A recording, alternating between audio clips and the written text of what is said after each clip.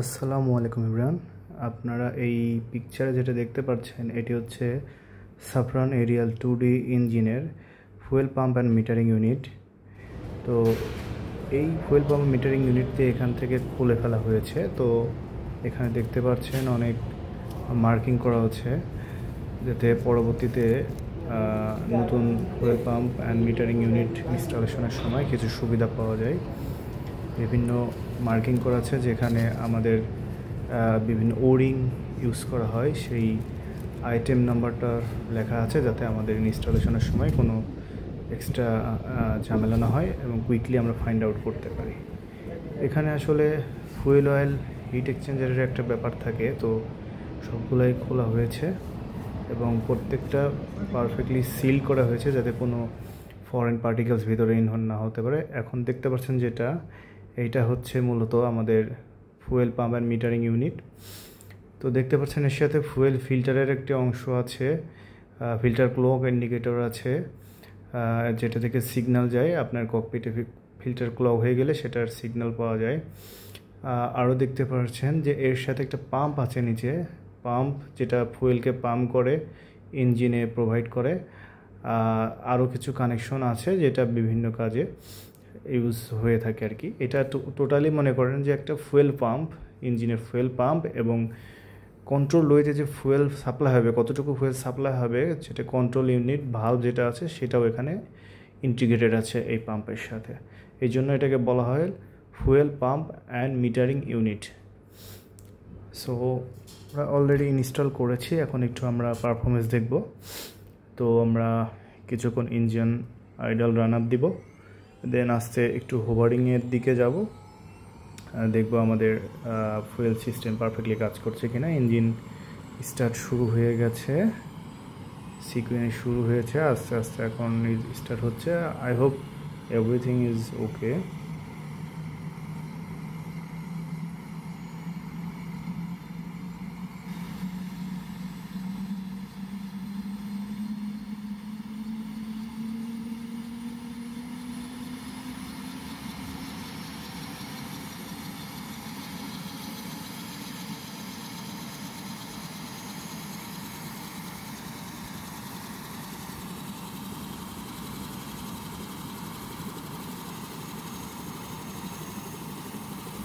আলহামদুলিল্লাহ ইঞ্জিনটি successfully start হয়ে গেছে, এখন আইডিয়াল আরপিএমে আছে।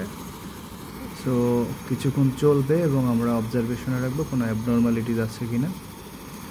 তো দেখতে পাচ্ছেন আমাদের EC130T2 এয়ারবাস হেলিকপ্টার, যেটা এরিয়াল 2D সাফরানের ইঞ্জিন, খুবই রিলায়েবল ইঞ্জিন, সেটা আমাদের এয়ারক্রাফটে ইনস্টল আছে। এবং আমরা রিসেন্টলি একটি modified fuel pump and metering valve নতুন করে ইনস্টল করলাম, যেটা আমাদের অলরেডি 10 বছর পর চেঞ্জ করার কথা ছিল। সেটা আমাদের ক্যালেন্ডার ইউয়ের কারণে আমরা অলরেডি চেঞ্জ করে ফেলেছি এবং সাকসেসফুলি আমরা স্টার্ট করতে পেরেছি এবং প্রপারলি কাজ করছে। তো লেটস গো, আমরা একটু দেখে নিই যে আমাদের হোভার করার পরে কোনো অ্যাবনর্মালিটিস আসছে কি না। আশা করছি কোনো ঝামেলা হবে না। আমরা এখন হোভারে যাব। এয়ারক্রাফট অন উইংয়ে চলে গেছে, এখন লিফট প্রডিউস করছে অলরেডি, পারফেক্টলি কাজ করছে আশা করি সব কিছু। আসলে হেলিকপ্টার একটা আজব একটা মেশিন। আসলে হেলিকপ্টার কিন্তু ফিক্সড উইংয়ের থেকে একটু ডিফারেন্ট। এটা কিন্তু মেনটেন করা অনেক কঠিন তুলনামূলক, কারণ অলওয়েজ আপনার কালেকটিভ এবং সাইকেলিক এটা মেনটেন করতে হয় পাইলটকে, এবং সবসময় হাত রেখে দিতে হয় কন্ট্রোলের সাথে, যেটা খুবই সেন্সিটিভ। সো দেখতে পাচ্ছেন আমাদের হেলিকপ্টারটি খুব সুন্দর পারফরমেন্স করছে, আমরা সাকসেসফুলি কাজটি করতে পেরেছি।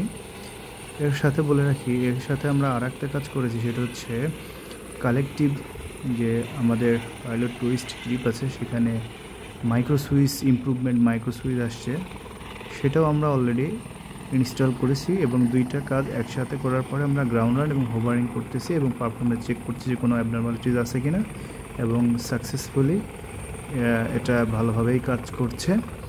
আমাদের পাইলট আরও একটু ঘুরে ঘুরে দেখছে যে কোনো সমস্যা আছে কি না।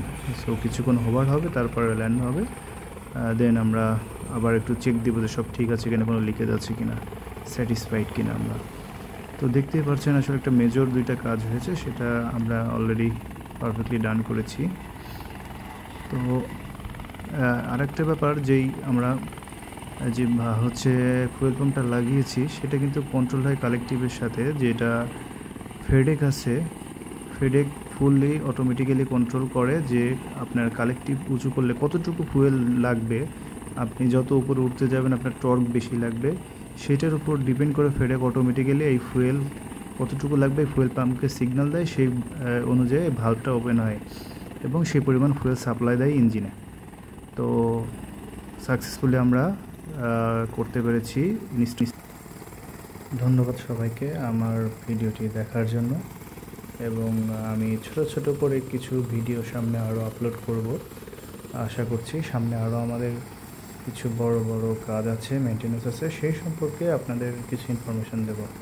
সবাই ভালো থাকবেন, সুস্থ থাকবেন। আল্লাহ হাফেজ।